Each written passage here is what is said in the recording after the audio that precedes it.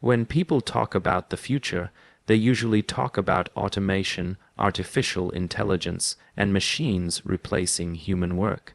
And it's true, anything that can be repeated, anything that has a formula, anything that's a clear set of instructions will eventually be done faster, cheaper, and better by machines.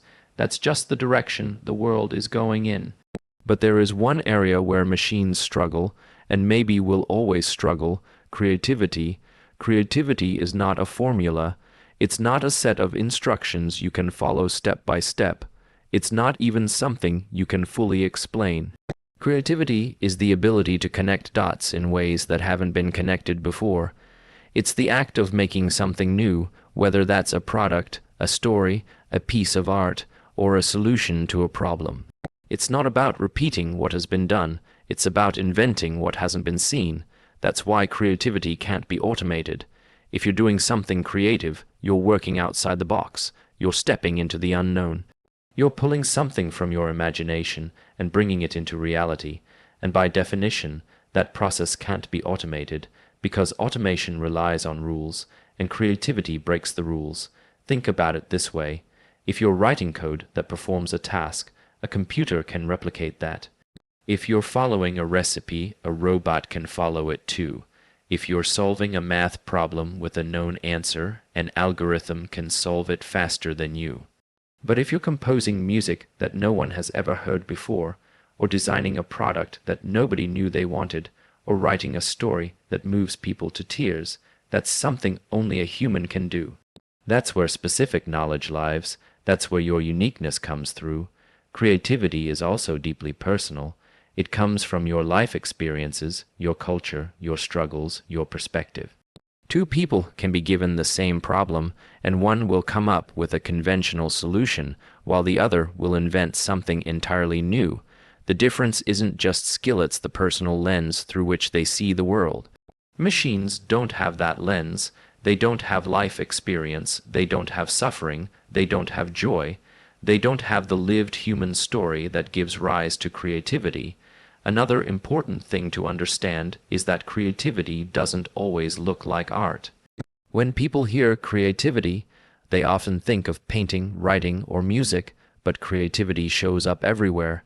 An entrepreneur creating a new business model is being creative. A scientist asking a question no one else thought to ask is being creative. A teacher finding a new way to explain a concept is being creative. Creativity is simply originality in action. It's finding new ways to solve old problems, or asking questions others are too afraid to ask. Now, the reason creativity is so powerful in the modern world is because of leverage. If you're creative, your ideas can spread infinitely. A creative product can reach millions of people through the internet. A creative design can be replicated across industries. A creative story can live forever, passed on generation after generation. Creativity compounds, it multiplies, and when you combine creativity with technology, you get exponential results. The world doesn't need more people who can follow instructions. Machines can do that. The world needs more people who can think differently, who can imagine possibilities that don't yet exist. That's why specific knowledge often looks like creativity. It's the kind of work that nobody else can easily do, and that no machine can replicate. It's unique, it's scarce, and that makes it incredibly valuable. But here's the tricky part. Creativity can't be forced. You can't sit down and say, I'm going to be creative now. Creativity comes from curiosity, from play, from exploration. It comes when you follow what excites you, even if it looks unproductive. It comes when you immerse yourself in things you care about deeply, not because they'll make you money, but because they fascinate you. And over time, that fascination builds into mastery, and mastery gives birth to creative expression. That's why the path to creativity is also the path to authenticity. You have to be yourself. You have to explore the things you love, even when they don't make sense to others. The things that feel like play to you, but look like work to others. That's where your creative edge lies. That's your specific knowledge. So, in a world of machines, automation, and AI, creativity becomes your moat. It's your defense against being replaced. It's the one thing that scales while still being uniquely yours. And the more you lean into it, the freer you become. Creativity is not just about making art, it's about making life itself into something new, something no machine can predict, something no one else can duplicate. That's why creativity can't be automated. It's not a formula, it's not a code, it's not an algorithm. It's the essence of being human. And if you want to stay ahead in this world, if you want to create wealth and freedom, you should spend less time following instructions and more time exploring your own creative potential, because that's where the real leverage lies. Technology is the closest thing we have to magic. It's leverage that works while you sleep, leverage that scales across the world without additional effort. Once you've built a piece of technology, it doesn't matter whether one person uses it or 1 billion people use it. The cost of replication is near zero. That's why technology is infinitely scalable, and that's why specific knowledge often shows up in technical fields. Think about writing a piece of software. You write the code once, and then it can run 1,000,000 times without you touching it again. If you're a doctor, you have to see one patient at a time. If you're a lawyer, you have to argue one case at a time. But if you're a programmer, the same application you wrote can serve millions of people at once. That's the power of technology. It multiplies your effort endlessly. This is very different from traditional forms of labor. In most jobs, you are trading time for money. You put in an hour, you get paid for an hour. The leverage is linear, but with technology, you build once and you can deliver forever. That's exponential leverage. That's why coding, engineering, science, and other technical knowledge are so valuable. They allow you to escape the trap of want, one work, and step into the world of wantum, mini impact. The internet is the greatest amplifier of this effect. Before the internet, distribution was expensive. If you created something, you had to physically copy it, ship it, and hope it reached the right people. Today, with the click of a button, you can reach the entire planet. A video can go viral overnight. A piece of software can be downloaded by millions. An online product can generate income while you're asleep. Technology doesn't just scale, it scales instantly, globally, and permanently. This is why Naval often says you should productize yourself. What he means is you should capture your knowledge, your skills, your creativity in a form that can be scaled through technology. If you're an artist, publish your art online. If you're a teacher, record your lessons and turn them into a course. If you're a coder, write software that solves a problem for millions. Once you've put your unique knowledge into a product, technology takes care of the rest. It spreads your work far beyond what you could ever do manually. The beauty of technology is that it decouples input from output. In traditional labor, your input is always tied to your output. But when you harness technology, you can invest a huge amount of effort upfront, and then the output continues to flow long after you've stopped working. Think of an author writing a book. It might take them a year to write it, but once it's done, the book can sell for decades. That's a form of technology too: printing, publishing, distribution, all scaling infinitely, and when you combine technology with capital, the scaling effect becomes unstoppable. Technology allows you to create at near zero marginal cost, and capital allows you to pour fuel on the fire, distributing and amplifying that creation even further. That's why the most valuable companies in the world today are technology companies. They've mastered infinite scale. Google serves billions of searches every day, and it doesn't matter if there are 100 million more tomorrow. The system can handle it. Facebook connects billions of people at once. Apple designs one iPhone model and sells it to the entire globe. The marginal cost of reaching the next user is almost nothing. What's powerful here is that this scale doesn't require permission. You don't need to ask anyone to use the internet.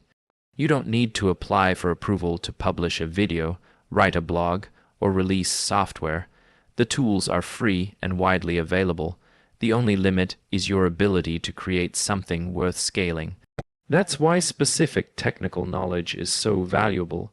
It's the key to building things that can ride the infinite wave of technology. Of course, technology is not just about computers and the internet. It's about any invention that gives leverage. The wheel was technology, the printing press was technology, electricity was technology. Each of these allowed humanity to scale its efforts infinitely further than before. But what's different about the digital age is the speed and cost. The printing press could spread ideas, but slowly and expensively. The internet spreads ideas instantly and nearly for free. That's a revolution. The takeaway is simple. If you want to create wealth and freedom in this era, learn to harness technology. You don't need to invent the next Google or Facebook. Even on a small scale, technology works in your favor. A single YouTube channel can reach millions. A single line of code can automate hours of manual work. A single blog post can live online forever, educating people long after you're gone. Technology makes your effort timeless. In the long run, the people who thrive will be those who learn to pair specific knowledge with infinite leverage. Specific knowledge is rare and personal. Technology gives it wings. Together, they break the limits of time, geography, and cost. That's the combination that creates not just wealth, but freedom. Technology scales infinitely, and if you learn to build, code, or create through it, so will you. Most of the world is trapped in credentials. From the moment you are a child, you're told to collect gold stars, good grades, degrees, certificates, and titles. Society builds a system that says, do this and you will be safe, do this and you will succeed. But the truth is that credentials are just signals. They signal conformity.